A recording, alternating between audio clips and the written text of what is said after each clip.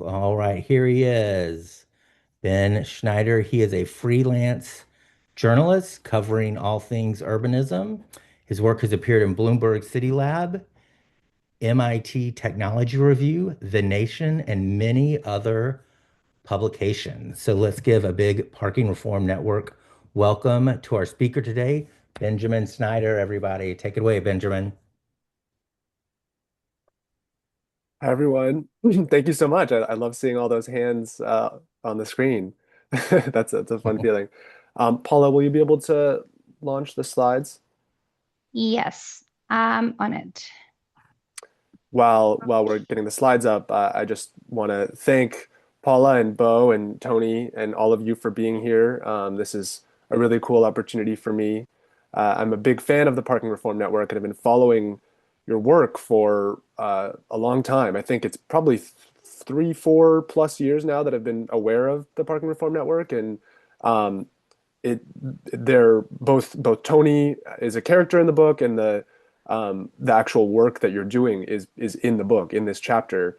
And I'll have a little more to say about the impact of the Parking Reform Network on the broader kind of parking movement and how parking fits into a vision of better American cities.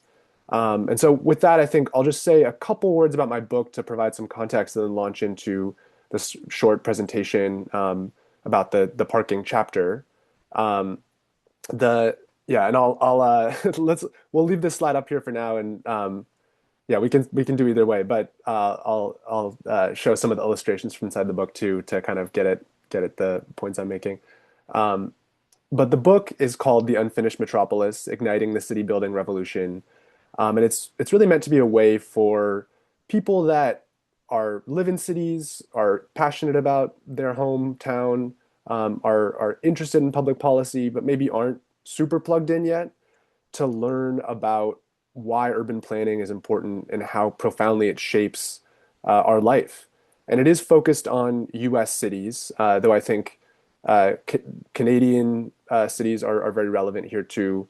And it's really looking at the history of how our cities got to be the way that they are and how that holds us back as a society along so many dimensions, and then the innovative ideas that could help cities work better for their people.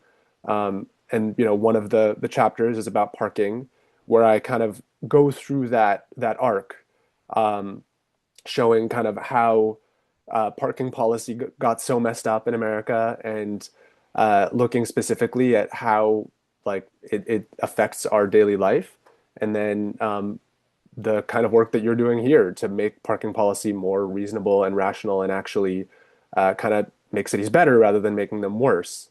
So yeah, with that, I'll share the cartoon that Alfred Twu, who's a great artist who illustrated the book, did. So this is kind of phase one of the parking experience of American cities. People getting frustrated that downtown doesn't have enough parking in a super car dependent neighborhood. And then in the next slide, you'll see what happens when this logic is taken to its extreme. the the city is eviscerated by parking.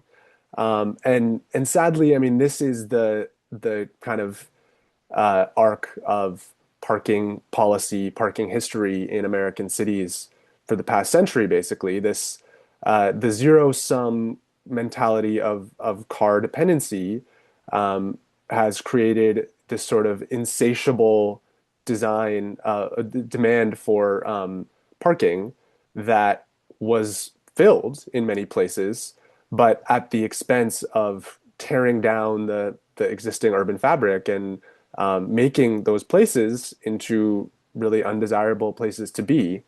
And I think it's we've come to a place now at the precipice of 2026 where there's just so many powerful anecdotes to illustrate this arc and how troublesome it can be. I mean, I was inspired when I commissioned these cartoons by photos of places like Denver or Wichita or Hartford, Connecticut, where you look at the before and after from the 1930s to the 1970s, and half of the city is just gone in the after picture.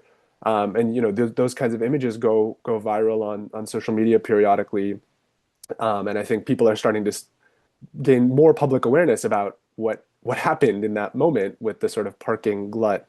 And then I share a bunch of other anecdotes in my book that are probably familiar to folks here. You know, the famous Michael Chester study, the parking census of the United States, which found that the total amount of space that parking takes up in the country is equivalent to Massachusetts and Maryland combined. So just an unfathomable amount of space. There's, of course, the horrible stat that Henry Grabar unveiled in his book that there's more square footage of parking per car in the US than there is square footage of housing per human being. And so I think, you know, thinking about Henry's book, thinking about the work that you're doing, just greater public awareness on this issue, there's been a ton of progress of educating people about the parking glut in this country. And if you go to the next slide, I want to highlight the work that you're doing here, the Parking Reform Network in, you know, the last decade or so, the extreme movement in the public policy world of cities and states removing parking minimums as sort of the most exciting policy, and then many others doing more piecemeal reforms. And when I spoke to Tony about this, he offered a really interesting anecdote about how 2022 was this turning point when Anchorage, Alaska, removed its parking minimums completely. And you know, this is a city in a Republican state, Republican dominated city government, very, you know, kind of pro car culture. And yet by that point, so many other cities had removed their parking minimums and the sky had not fallen that they were able to just do it. They didn't even have to do the more piecemeal stepwise you know, parking reforms. They were ready to do the whole thing right there. And then and that's just becoming the norm. It's in the public policy world, removing parking minimums is just viewed as a best practice. And that's a huge testament to your work and that consciousness raising effort that has been done in this world. If you go to the next slide, uh, this kind of leads to, I think, where this movement goes next, kind of based on my research and my observation of the urban planning and policy landscape. Um, the as I just said, the parking minimum conversation I think is progressing in a really strong way, but I think there's still a lot of work to be done on the curb and street parking and how to price it, how to manage it, how to reimagine it for more useful purposes. As you can see here, the various kinds of things that might go on the curb other than a stationary parked car. So if you go to the next slide, please. So again, I think there's been a parallel journey, kind of raising consciousness on this issue that began with Parking Day, which was in the early 2000s when a few artists got together and built this little parklet in downtown San Francisco and kind of blew people's minds, showing that a parking space on the curb doesn't have to be for a parked car. It can be a little recreational space. And as we all know, you know, that sparked this movement every day, I think it's like the fourth Friday of September or something like that. For over a decade now, cities have been doing this and repurposing those parking spaces. And then that translated to um, the uh, the sort of more permanent parklets that started to pop up in the 2010s. And then on the next slide, we'll see um, the sort of explosion in parklet activity that began during the pandemic and the outdoor dining phenomenon that I think really brought to the mainstream, you know, to folks that aren't in the parking reform network, that the curb can be used for other things other than a parked car. And there was so much creativity in this what has been termed pandemic folk architecture. These just really new ways of using curb space for dining and drinking um, and kind of thinking boldly architecturally with how can you design structures that fit into these spaces. These are some of my favorites. The full shilling bus in Lower Manhattan. It's a little bar in Lower Manhattan that built this replica 1950s Irish bus, which is so cool. And there's so many examples like that. But sadly, as we'll see on the next slide, that the COVID outdoor dining phenomenon has been seriously diminished. It's certainly I think the usage of curbs and the outdoor dining thing is more widespread than it was in 2019, but it's so much less than it could have been. Many big cities, including New York, pictured here, Chicago, San Francisco, LA, they curtailed their outdoor dining setups pretty dramatically, and there's just way fewer of those kinds of structures.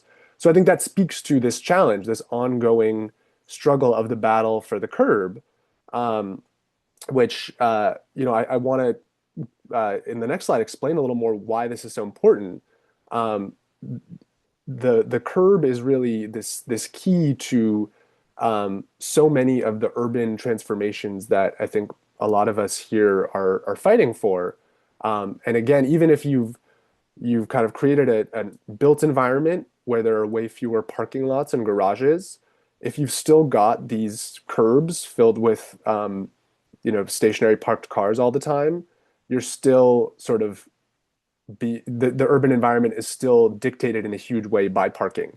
And you're still leaving a lot of that really useful urban real estate for other purposes. And I just think, given kind of technological and economic trends in cities, this issue is only going to get more pronounced. I think specifically of electric vehicle charging in urban areas is a puzzle that has not been solved, and so curbside charging is a big thing. Car share is a growing and big thing, and of course, I mentioned outdoor dining. Uh, Secure bike parking, trash containerization, really important issues that can land on the curb. And then, of course, actual kind of transportation concerns, bike lanes and bus lanes. The logical place to put them is in that curb lane, and that's some of the more successful versions of that are repurposing the parking lane for the active movement of people in bike lanes and bus lanes. And then, of course, I think a really important one that we're just still wrapping our minds around is ride hail and the transition into robo taxis, the huge need for curb space for the drop off and pickup of passengers, and connected to that is the sort of delivery, online shopping, Amazon and DoorDash kind of phenomenon. These companies, some of the biggest companies in the world, are relying on curbs to do their business. And that's not going to go away, but I think there need to be new models for managing that use and making those companies pay their fair share for using this valuable resource. Um, and I think that kind of political process starts with groups like the Parking Reform Network trying to make the case for why doing what you've done with parking minimums, showing kind of the absurdity of the status quo and painting a picture of how things can be better with a better managed curb. And I think I'll just close by saying I don't want to suggest that the parking minimum parking policy battle is won by any stretch of the imagination. There's a ton of work to do, but I've just been so heartened by the progress there. And I keep, when I'm looking at different issues in urbanism, I keep coming back to the curb. I just think it's so important. And I think the Parking Reform Network and parking reformers broadly are in a really good position to move the needle on that issue. So I believe that is my final slide. And I think that's kind of all I wanted to share right now. Yeah.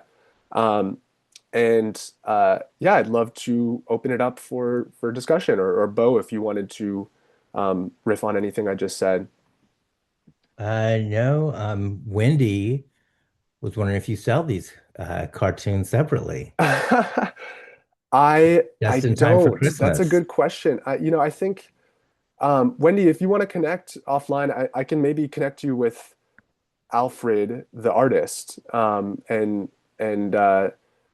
we can look into that. I've not sold them before, but I think we can. That's possible.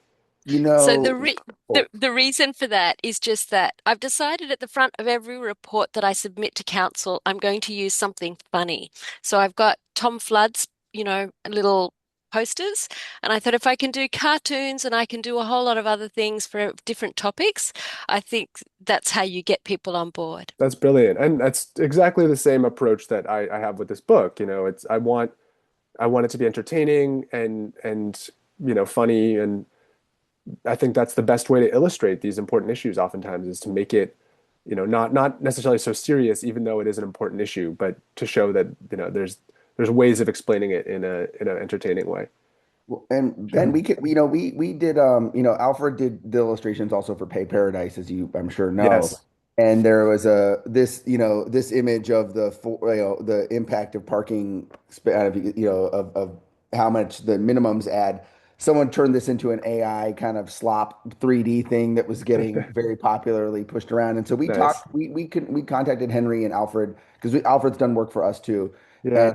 And he colorized the graphics and let us use them. So I'd be open to chatting with you too about we threw in, we paid Alfred to colorize them Great. and then use them for, these are right now we use the graphic, but we made uh coasters for a recent event with them. So it's I Yeah. love seeing the Let's parking. chat about that. And I think, yeah, that cartoon in particular is just it's a perfect little like political cartoon. It really Mhm. well illustrates the problem And with our Andy parking status Singer quo. also is another cartoonist who has some great stuff similarly, Wendy, which we can probably, there's some of the graphics that we've used that you can use on reports. Cool. I have a couple. I thought I like where you went with this, Ben, on the, talking about the curb, because that is where it is the next frontier and it is harder. We were just at our webinar last night, at the pre-talk, like there was a question around like what's the easiest thing someone can do, and I was actually like, well, in a way, like the parking mandates is the easiest thing that we can do at this point because we've got the momentum, we figured it out a bit. I think some of the big issues with the curbside are, it actually costs, it usually does cost people money, and I made some notes when I was reading the chapter. Two things in particular. One, there was a section where it said that there was logistical, like kind of logistical difficulty around implementing curb management. And then another where it said, like it costs, these two things cost. And I think that it's Hmm. interesting because I think like the cost is, I think, why politically it's difficult, right? Like, when you get rid of parking mandates, nothing happens immediately. Right. But when you charge for parking, immediately someone is, or you remove a parking space, someone is immediately, going to be angry almost all the time. And so, but I would push back that I think that logistically, like the technology is here. These actually policies are relatively easy or could be easy to implement. I think it really is a political thing. One of my thoughts is like, just like they're not providing value, right? But I'm curious if you have like thoughts on how, like, how can we get over this political, make it more politically palatable Hmm. for curbs. I don't know. Yeah, I think it gets back to Shoup's idea of the parking benefit district, I think, is really at the core of it. And it may not have to look exactly like he envisioned, but when folks are paying a little more for parking, there needs to be a tangible benefit from that. The prices need to be set such that parking gets easier for one thing, or that local residents see a benefit in terms of the parking permits. I think are still pretty underutilized and underpriced in a lot of cities, so parking could get easier for them in exchange for paying a little bit more. Or if it's like part of a much larger citywide effort, uh, for instance, there was a New York Times op-ed about how New York could pay for the free buses concept by charging for parking. And I think that kind of feedback loop would make a lot of sense. Like if we are going to be charging more There has to be this tangible benefit that people get from it. Um, and that's, I think, also what should be done with these delivery and ride hail companies. Um, it seems to me that they're kind of getting away scot-free with a lot of basically using the curb as their place of business and not paying rent for that place. And those are companies that I think the public would be very open to taxing further or charging, for using the curb. And I think a fair trade might be in dense urban areas in particular. You have a dedicated loading zone on almost every block, and when you order an Uber or when you have a delivery, Amazon delivery van come by, it has to go to that spot. It can't double park on the road. That's again, I think maybe one of these kinds of feedback loops where there's more money is being exchanged, but there's something that changes and hopefully gets better because of that. That's really interesting point you end on there because in Portland here where I live, we just actually a couple months ago the city tried to expand. They tried to do some expansion of hours of parking enforcement and raise some rates, and there was a public backlash because they didn't really do it.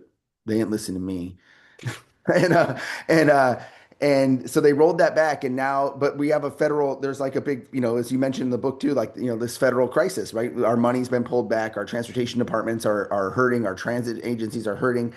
And so they just published this report earlier this week around some strategies for raising money. And there is a lot of there's some curb management in it. But it's primarily they want to have fees for food and retail delivery, right? Which I think, is like, is great.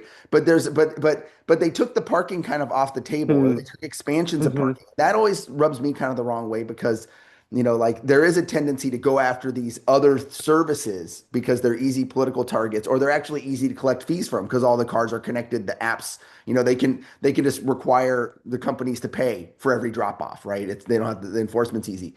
So how do we like not just I feel like it's a little weird because a lot of times the people using those services are the car light people. Mm. And so they end up paying more while we kind of let the drivers off the hook for these things. Do you have any Yeah, thoughts? that's a good point. I mean, with all kinds of public policy stuff, it is really important to try to spread the burdens of taxes, basically, or fees. And this makes me think of Illinois' transit tax or transit kind of funding measure that they just passed, which at one point had what actually got derided in the press as like a pizza tax, where they were going to put taxes on the or an additional fee on those delivery companies. And I think they ended up dropping that. I think there might be some additional Uber fees as part of that, but that was part of a very large package to fund the Chicago area transit systems that included um, fare increases, toll increases, and some other stuff that, again, was designed to kind of spread the burden of the those different fees broadly across the different people that will benefit from it. And I learned about this too with Vancouver's transit system as well, that they have this sort of philosophy that the people that pay for the transit system should be all of its beneficiaries. So that means riders, it means drivers, it means property owners, and it means business interests, business people, business corporations that benefit from having a functional transit system. So I think that's just a great mentality for kind of communicating and then equitably designing fare and fee structures. And I guess your challenge is like how do you make parking part of that equation? And it's maybe this will involve working with other kinds of groups to roll that parking part into these other efforts to raise revenues or kind of achieve different policy goals. Mhm. And I'm gonna before I go, we're getting some questions in the chat. I want to ask one more kind of thing around. It's almost like I'm gonna frame this as in just a question for when you write a book. Like it's kind of interesting.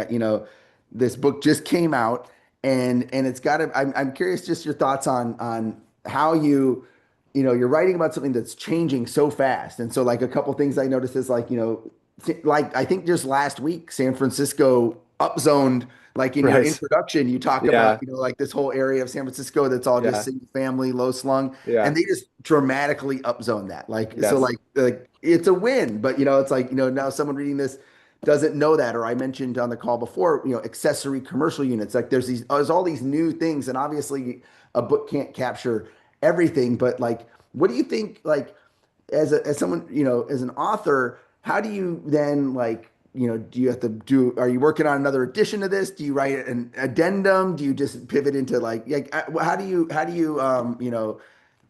deal with the fact you're writing about something that's changing so fast, and Yeah. being, the book? No, it's a really good question. It's a huge challenge of writing a book is like how do you make it stand the test of time and not feel outdated the moment it comes out. I was familiar with the San Francisco upzoning plan when I was writing the intro, and I knew that would be changing. So I think that was hopefully there's some like implicit uh, connection there that many readers will kind of understand that this is changing and did change, but I probably could have done a better job like showing like just having a line there that says, and actually things are moving in the right direction with this particular plan, and that the skyline in San Francisco is poised to change with this upzoning plan. But this is just something that like myself and my editor were like really aware of throughout the writing process, just trying our best to keep things like have the anecdotes, stand the test of time and feel relevant 5 years from now. You ask yourself that as you're writing. Um, and fortunately, with a lot of the fortunately or unfortunately with a lot of stuff in the built environment, it does take years for things to show up and look different. Even if the policy landscape is changing really quickly, as I'm sure you're seeing with the parking reform question, it takes a long time for those lots to get filled with development. But um, the policy change is sort of that first step. Right. Yeah. Well, and overall, I'll say I thought this was, for you cover a lot of ground in the book outside of the parking chapter, and I thought it was a really great, it does tie a lot of thinking together. I think it's not, it's different than a lot of the books I think are on this, like, on the kind of general topic. I think Mhm. you cover a great transportation and land use, are often not covered. There's books about one or the other, and I think that I really like when we have more holistic, coverage of how our cities function, because it's kind of hard to tease those two things out. Yeah, thank you. That was one of my goals is to really like bring together these really important subjects that have gotten their own discrete treatments, like Henry's book, like Megan Kimball's book about freeways, or, so many great books about housing, but trying to put them all together and show how they're interconnected was a big goal. Yeah. So we have a question from Megan, who's asking about pilot loading zones, where I'm guessing this is for delivery vehicles where they have to process the license plate, they have to register, but the delivery vehicles aren't registering, so they're parking for Mm. free. Um, where are there, do you know of any places with successful auto pay curb management for loading? Like how, like what when you were looking at that, yeah, how does Yeah, I don't really know the ins and outs of it. I'm familiar with like a number of startups that have come and gone around the curb to try to kind of create these more rational systems and to monetize that the time more discreetly and create like reservation systems for curb space and all that sort of thing. And it's been hard. I think a couple of these startups have not gone anywhere. Um, and that's kind of why I write in the book that like these kinds of things can be logistically challenging. It's one thing if you're monitoring parked cars with, meter takers, meter enforcers, but the sort of dynamic flow of delivery and drop and ride hail is trickier to actually enforce and manage because they might be there for 5 minutes or 30 seconds, and you're not going to be able to just have someone standing at that one spot to monitor that. And so there have been efforts with like cameras and sensors and stuff to do this, which, is in theory might make sense, but that's, expensive technology, and there's a lot of privacy concerns around that kind of thing too. So I don't know if we've really I have not seen really like promising kind of enforcement mechanisms or ways of doing this that like I'm like this is the way. But I think it's just too important of an issue to just like give up on. I think there has to be a better management system for delivery in cities. Right. I'm going to post in the chat. We did a webinar. I don't know if you've ever met this woman, Sandra Rothbard. I think she just switched from private consulting to working for somewhere else, but she did a whole webinar on shipping and urban freight and really kind of fat and thinking about like, how a lot of these like it's easy to imagine schemes where like there's reservations, but she Right. really talked a lot about how it doesn't really work logistically for a lot of these Mm, these companies. Personally, I feel like so much of the activity is app baseable, kind of contrary to what I was complaining about. Like it's so easy to target these places, but it's like, you can capture 90% of the business traffic at this point by just requiring apps, requiring, licensed operators in the city to pay, just right. by track, because it is all tracked at this point. They know where their cars are, they know where they're Yeah. stopping, they know how many deliveries they've done, and just, like kind of at least from the revenue collection side, I think that's easier Mhm. or gonna get easier. Yeah. Yeah, and I think if again, if there's like a citywide policy of like delivery zones on almost every block, that that could kind of become a more legible system for people, and um, I think maybe some of those conflicts could kind of work themselves out, and then in exchange for that, the companies would pay this flat rate to have access to the sort of network of delivery zones that exist out in the city. That seems like an interesting concept, but of course I haven't, I don't know how it would actually work in practice. I do think Amazon deliver. I think like retail delivery and trying to move towards like hub type things. I think there's a Hmm. mention of this too. Like it's like there's a tremendous opportunity I think to kind of like especially outside of downtown cores. I mean, a lot of your book is around downtown cores and Hmm. centers, but I think like that inner ring in cities where we have still like how do we manage these interfaces of the Yeah. commercial and the residential and Yeah, and the e-cargo bike phenomenon is really exciting. Like you actually, those are out and about in New York now, and it's really cool to see. It's there are a lot of them, and they're just so much less disruptive than trucks, and so much safer. It just seems like a great idea, in areas if you can get that last mile on a bike, solves the curb problem. It's that we could have an elaborate curb scheme, or we can try to move as much of our transportation and delivery to non-car modes. That would also work. So right. that's something to I think not lose track of too in these conversations. There's two questions that kind of are pretty similar here, which are from Jonathan and Wendy around whether it's technologically. And you're getting a lot of our audience does ask often a lot of pretty, tech wonky type questions. So just be ready. Is it technologically feasible to impose right-of-way occupancy, applying both to moving and parking? And this kind of ties in with Wendy's. Have we seen transportation agencies look to use road user charging and parking fees combined? Mhm. Like, is there, and that's an like, is there a way to kind of charge at once for everyone's usage? I don't know. Yeah. Yeah, I mean, I think there's a long legacy in American policy making of parking being tied to parking revenues being tied to transit, and having that feedback loop there in San Francisco in particular, the parking system, the city parking meters and city-owned garages um, are a huge proportion of those revenues go back into the transit system. And I think it is an interesting concept to kind of roll that into a larger congestion pricing type conversation where those two mechanisms kind of can have a similar impact potentially, where you're sort of charging for the real estate on some level, or at the very least sort of the externalities. And I would turn again to some of these larger transportation funding packages that we've seen in some big cities, that like those are two potential sources for funding transit and transportation and roads that are really, I think, smart ways to do it, that directly kind of charge for the impact that cars and drivers have on the city.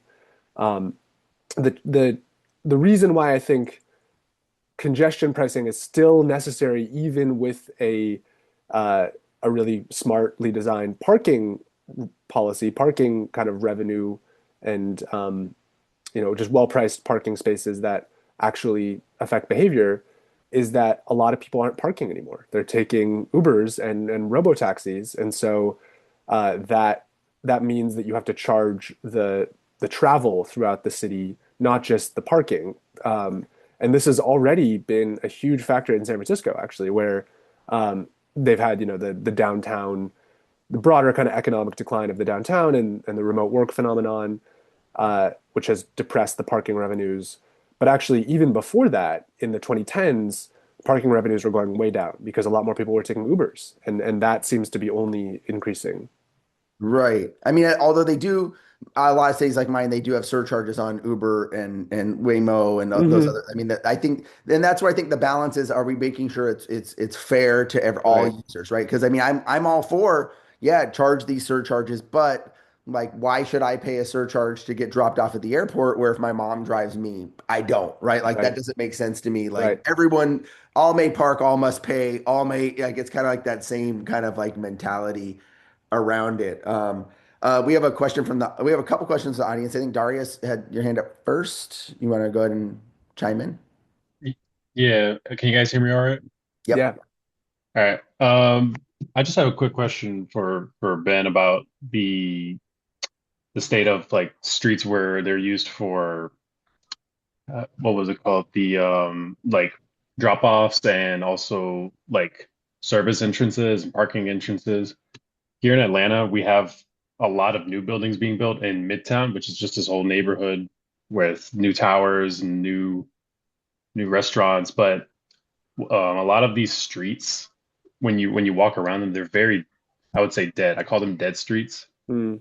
So like we have our main roads like Peachtree, which is just the main artery. It's very busy, but then as you branch off to the next street over, there's nothing there. There's no restaurants. There's no like housing entrances or just parking entrances or service entrances. Would you say that these, even though these service entrances do help trucks and other cars like Waymos or just Ubers in general, like even though they might help get them off the main street, would you say that they're not beneficial to the rest of the city as they just keep creating more and more dead streets Mm. throughout the spine of the city, essentially? Yeah. Well, I've been to Midtown Atlanta and I know what you're talking about. Mhm. I don't know if I would necessarily pin the blame so much on the loading entrances and the kind of garage entrances. Um, those things aren't great, but I think they are pretty necessary for like a big building. You got to have somewhere for the garbage trucks to go, and if they have a garage, there needs to be an entrance to the garage somewhere. But I think what you're talking about speaks to the sort of the parkitecture of Midtown and of so many kind of high-rise districts today when you've got the 5-story or 10-story parking podium at the ground floor uh, of the building that is incredibly deadening for city streets, and especially if there's not any kind of commercial at that ground level. It's really sad to have this density, which is great, but it's car oriented density, and it's not designed with the street level experience in mind. And I think that's a huge uh, issue in kind of contemporary architecture and urbanism that again goes back to parking policy. It's because of these huge parking structures that really is the way that those neighborhoods feel. And unfortunately, it's not always the policy. It's actually just the developers that want to build the big parking garages because they think that's what they need to do to attract their tenants. Um, so yeah, I definitely I resonate with the issue, but I think it's more to do with the garages than the loading zones themselves. All right. All right. Thank you. I think Pam, was that Pam from car sharing? Oh, you're muted. Hi. Really enjoying the discussion. This is my first uh, entry into the parking reform webinar, so I'm really excited to have more discussions. But car sharing is I'm the executive director of the Global Car Sharing Association, and of course, parking is really important to us and the success of car sharing organizations around the world. you can see that by, Zipcar leaving London recently because of issues such as this. And so, among other issues, but you know, do we not decide who gets that curb by our priorities in terms of where, what we're pushing towards, like, like making sure that, like, for instance, car sharing cars can park for free wherever, that our seniors are looked after in terms of where they park and delivery and all that sort of, like, is that not a hierarchy that we put in place? And oftentimes that even if the hierarchies are put in place and the policies are put in place, politics get in the way. And I'm wondering, I haven't read your book and I haven't read the chapter because this is my first entry into here, but I'm wondering if car sharing was mentioned in your book, and hopefully in the future, if you talk about car sharing, that would be great because I think it's a major tool to reduce traffic and that sort of thing. But I'm just wondering about politics and how do you deal with all of those sorts of things, the pushback, and Hmm. because I live in Halifax, Nova Scotia, and there's so much pushback right now that's car Yeah. culture all the way. So Yeah. Well, it's a really good point. And I believe I mentioned car sharing in the book. I mentioned it just now in the presentation, and I definitely think of it as an important part of the curb conversation. And I'm always, uh, it's always good to see when you're in an urban area and you see those reserved car sharing spots. And it just, to me, the concept makes a lot of sense. And, I've used those services before, and I think they're really helpful for car-free living, for that occasional car trip. Um, and I mean, what you're getting at is sort of the billion-dollar question of, like, how do you kind of politically make these changes? I think what you were saying about creating hierarchies and sort of the illustrating the priorities of the city and of the voters is important, and sort of using that kind of that way of looking at street space as a starting point for how to allocate it. So, if you if you can communicate, like, right now, 99% of the curb space is used for parking private vehicles for free. So once you start from there, you can kind of identify what are the other things we want to do with the curb, and how do we get there, and how do we do it in a fair way, um, and make kind of incremental changes towards those goals. I think it's not going to happen in one fell swoop where all of a sudden the curbs are these vibrant, diverse places. It's going to take some time, but kind of chipping away, and always just sort of communicating why these things are fair and helpful to more people. A lot of people are going to disagree, but at least you've got some kind of, like, some kind of argument and rationale to lean on to explain why you're doing what you're doing.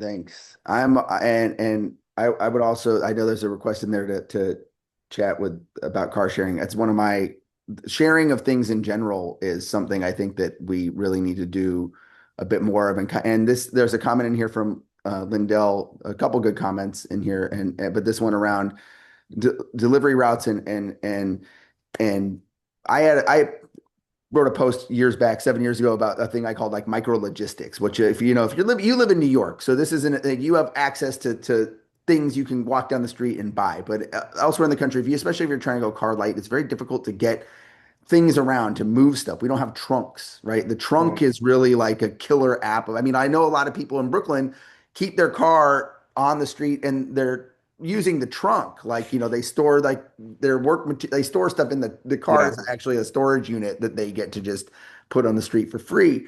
Um, so I kind of want to ask around, like, one, the question is, is there any progress around, having these kinds of delivery routes where you might buy something from a local business and then they get to delivered to you? And then I want to kind of go back. I mentioned this briefly, but one of the things I feel like was missing in the book, and I'm curious if you've looked into it, is how do we get, like, there's a couple ways to think about transportation in cities. You could put more people where in the downtowns, like we can build more Hmm. housing in downtowns, which we're doing. and we can, and we can put more, centers like, or, well, we can transport people around through transit. You can move people from point A to point B, or you can put more people where the stuff is. So you can build mixed use development or downtowns. But one thing we aren't doing so much is thinking about how do we put more stuff to do in these larger residential neighborhoods? Like how Hmm. do we allow more businesses? Like if you have a coffee shop to walk to, you don't need to drive to that coffee shop. If you have Yeah. a barber shop, you can in someone's basement or their garage, you don't have to necessarily drive to the salon. Have you seen anything around like is how much can that help fix our cities, or Yeah, I think it's a really important point that you're right. I didn't really get into this accessory commercial use idea that feels like it would be very kind of popular and populist to get those small businesses into residential neighborhoods. Um, and I'm all for it. I think it would achieve a lot of what you're describing, helping to just eliminate a lot of those short car trips and creating a little more of an urban feel, even kind of in relatively low density areas. What I do talk about more in the book is kind of at a more macro scale, um, turning obsolete malls and office parks into sort of new urban centers that hopefully, would be walking distance from some existing neighborhoods, but would also kind of do the downtown thing in the suburbs. You'd have mixed use housing on top of the shops or next to the offices, and then kind of create these little nodes of urbanity. And this is happening a little bit. There's a few great projects around the country that are starting to do this, that are replacing those old malls and making them into these town center kind of places. And I think that's a really exciting way to again like create more downtowns, which I think is really important. right. And I want to give a quick shout out here to, I'm going to post a link in here because one of our sponsors, Options Real Estate, Monty Anderson is a developer in Duncanville, Texas, who, Mm. does these strip center redevelopments, right? Buys an old strip mall and then, plats it out to build housing. And they're doing some pretty exciting stuff in line with this so I Cool. think there is a lot of hope in outside of, I mean, I've been to Gwinnett Place. You mentioned in the chapter about Stranger Things, that's where that mall was in Yeah, Atlanta. Like, right. That Dead Mall. oh Yeah, my gosh. Like, but a lot of the redevelopment, I went, the county wants to redevelop that, but it's such a mega project. And right. someone like Monty has more bite size. They don't require low interest rates and massive Mhm. financing that's, I think, one of the keys here is how do you move incrementally in these directions rather than Mhm. having to have a mega project in order to fix it. Yeah, yeah. And I think for the mega projects, this is where the federal and state level is really important. Those levels of government have largely gotten out of the urban development business in the post urban renewal era for a good reason in many cases because there were huge mistakes in that era. But to really do big projects, big urban development projects, the government does need to be involved in planning and financing and making it happen. Ushering in something for 30 years over the course of its construction lifetime. So that's one of those areas where I'm calling for, kind of a new level of engagement from government to actually create these kinds of environments. Right, right. Etienne, I don't know if you want to pop in. You have a question here. Do you want to unmute and ask it? Yeah, sure. Yeah, first of all, I really liked your book, Ben, and I really appreciated how you really linked to Michael Eliason's work. I'm a big fan, and yeah, I just want to say at the end, if you had you mentioned that, for example, uh, one reason why, for example, in the U.S. and Canada, we generally see a planning process that's kind of characterized with, like, for example, when I talk to city staff here in Ottawa, oftentimes their main concern is that they're stressed out that they have to plan for the next public engagement. They have to make sure that whatever is set there is not going to have any political kickback, and then if there is, they're going to have to like change the zoning, blah blah. And it seems to be like this is a lot of their focus. While like in Europe, I studied quite a bit what like how they did CStat Asper in Vienna, Oh, and cool. the planners there like they didn't have any of these pressures, and they still had like a mandate from politicians to create an equitable and progressive and livable space. And they did engage the public, but they did it in a different way in the sense that, for example, they assembled a panel of 10 people. Like there's a psychologist, economist, three local people, and then they used that as their public engagement tool. Um, and in the end, it led to just obviously like less pressures like from the NIMBY angle, but it also meant Right. like a lot of the capacity from the planning staff was like directed towards like what the local councilors the man to fulfill the mandate. And so I guess my question is like, how do we move away from a planning process? It seems so entrenched here, the idea of like just constantly having these public engagement meetings, and most of them are just opportunities for NIMBYs to kind of water down any kind of like interesting projects. And Yeah. I mean, yeah, that's what you're describing with Seestadt, which is such a cool place, is yeah, it sounds like a great model for, having sort of an expert panel of community members who have, very unique perspectives. Um, I think in general that kind of connects with how I would like to see these things done, which is just having more discrete parameters around what public engagement should be. Whether it's just like a very kind of specific period of time in which the letters and the comments can come in, one or two hearings, or what you're describing, like bringing together community members that are leaders or are experts who, have a unique perspective to bring to bear. Um, I think all that is better than just sort of what we have generally in the States, which is sort of a free for all and really long and painful process that highlights the most extreme perspectives generally, and it's not working. And certainly to do the ambitious stuff that I think all of us want to do in urbanism, we have to get a new model for community engagement. yeah, definitely agree. Yeah.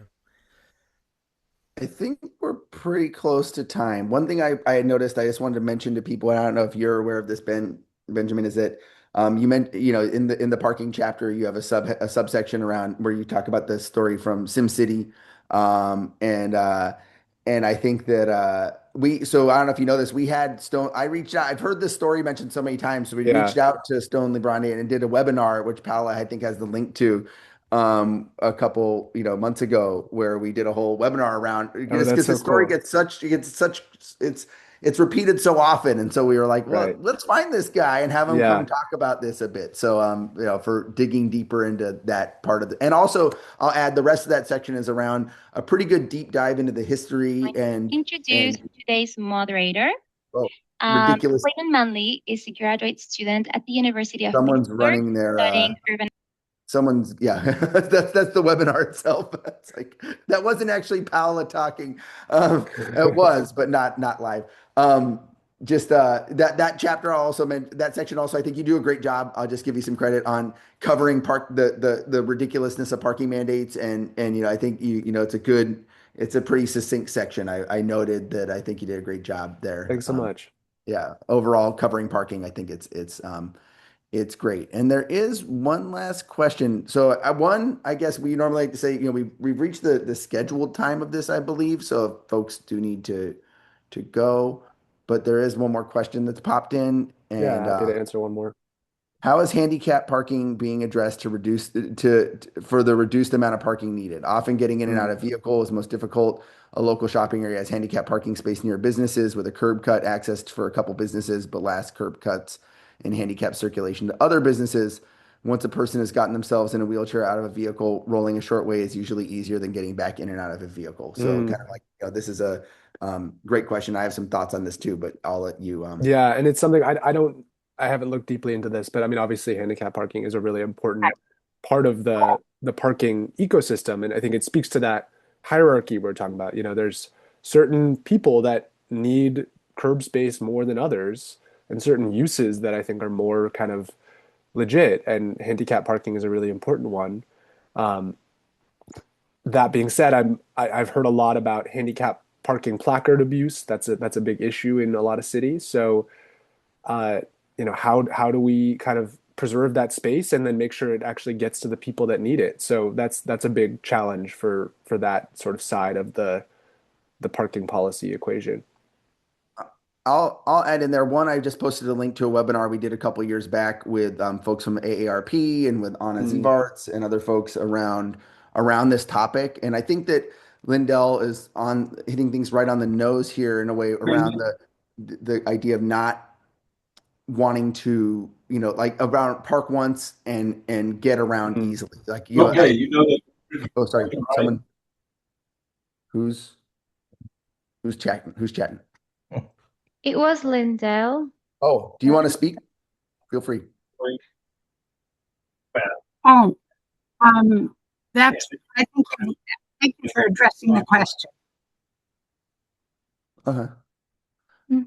Okay. I think that there's just well, I've heard from folks. We've brought a couple of folks from this community onto our advisory board. It's something we really want to engage with thoughtfully, and the idea that I think there's this general Jarrett Walker folks have talked around. There's like the general geometry problems, right, around like fitting people in, and that's one thing I think, especially when you think about the idea that putting a van accessible spot at every business is a solution to accessibility for people with disabilities. It's like, well, that one only means that, you can't kind of build yourself out of these parking problems. I think they think the ultimate thing is people need places to be able, they can get to without having to be automobile dependent. And there's a lot of aspects to get to that. But I think you covered like the placard abuse needs, and I think that all ties in. So yeah.